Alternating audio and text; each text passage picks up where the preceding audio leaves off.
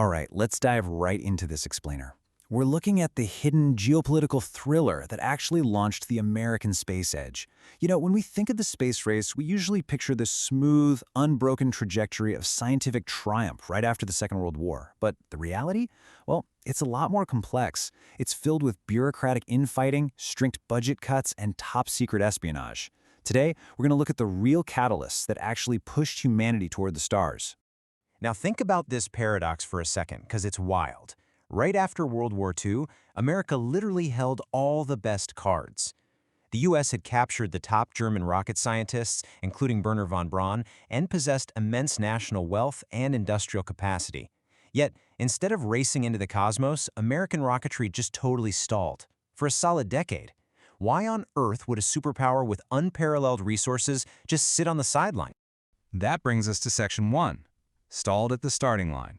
Truman's austerity. To really grasp this delay, we got to look at the immediate post-war vibe. The demands of the domestic economy completely overpowered the demands of international power. Just look at the glaring disconnect of the late 1940s. On one hand, everyday Americans were absolutely binging on UFO sightings and sci-fi thrills. Millions were dreaming of the stars. But the government reality? Starkly different. President Truman was strictly enforcing economic austerity. He slashed advanced rocketry budgets down to just $22 million and unceremoniously canceled incredibly promising projects, like the 5,000-mile MX-774 missile. The government simply wasn't interested in a technology race yet. And because of this intense focus on budget cutting, the brilliant rocketeers embedded in the military-industrial establishment were simply left to cool their heels.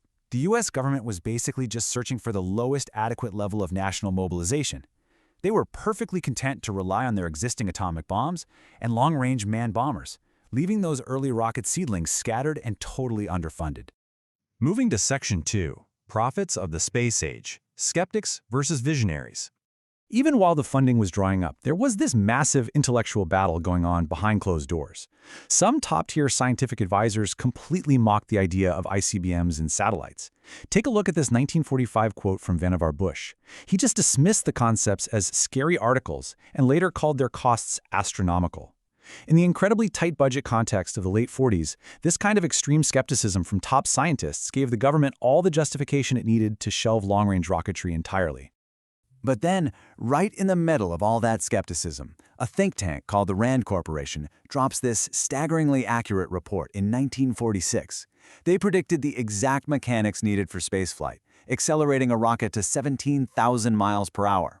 They laid out its applications, studying cosmic rays, acting as a communications relay, and, this is absolutely crucial, serving as an observation aircraft that could not be shot down.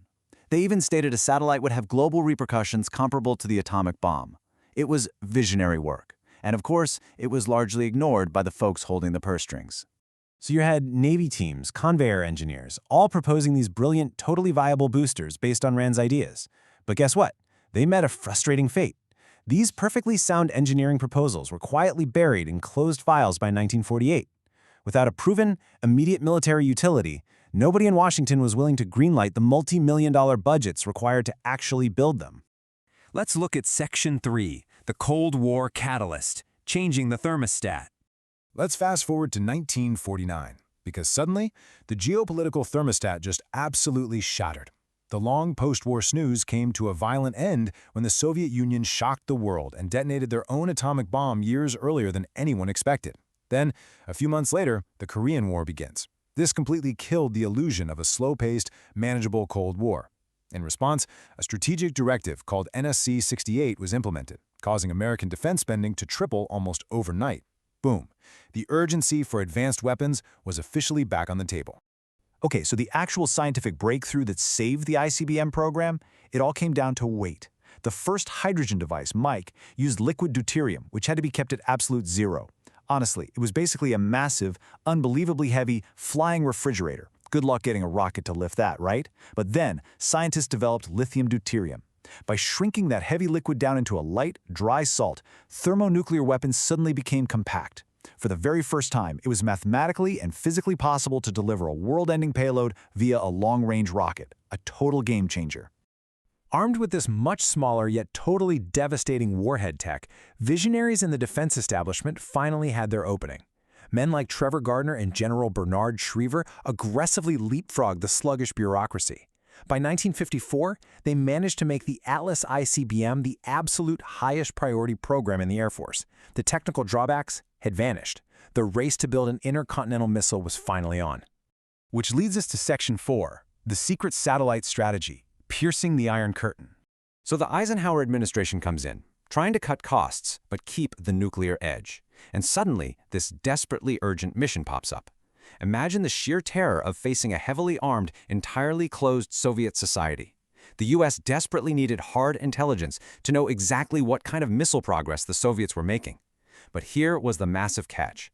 Violating Soviet airspace with traditional planes could easily be viewed as an act of aggression and trigger World War III. So how do you safely peer behind the Iron Curtain? Because here's the thing, the real reason America finally went all in on the space age, it wasn't just pure scientific curiosity, and it definitely wasn't just to beat the Soviets for bragging rights.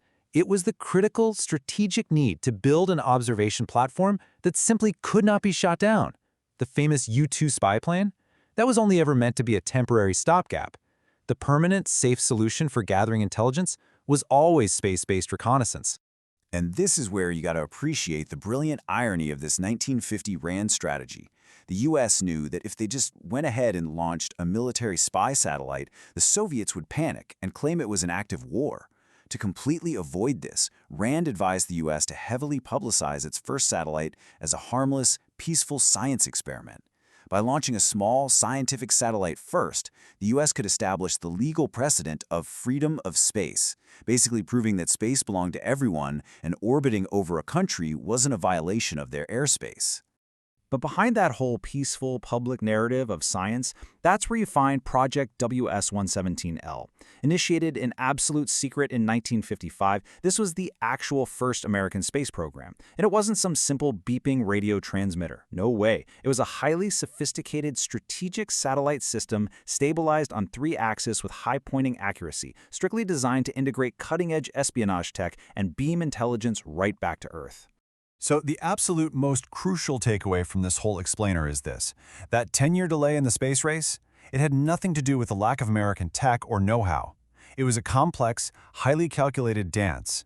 It was a mix of post-war budget restrictions, military skepticism of unproven technology, and then this eventual brilliant covert maneuvering to secure the high ground of space for reconnaissance. Rand's foresight essentially wrote the entire playbook for the American space age. And that leaves us with this final, really fascinating thought to ponder. The boundless exploration of the cosmos wasn't kickstarted by some pure idealism. It was driven by the very real threat of global annihilation and a desperate need for intelligence. So, as we look up at the stars today and watch all these new technological leaps unfold, we have to ask ourselves, are our most breathtaking leaps in human progress forever tethered to our deepest geopolitical fears? It's a heavy, complex legacy, and one that absolutely defines the modern world.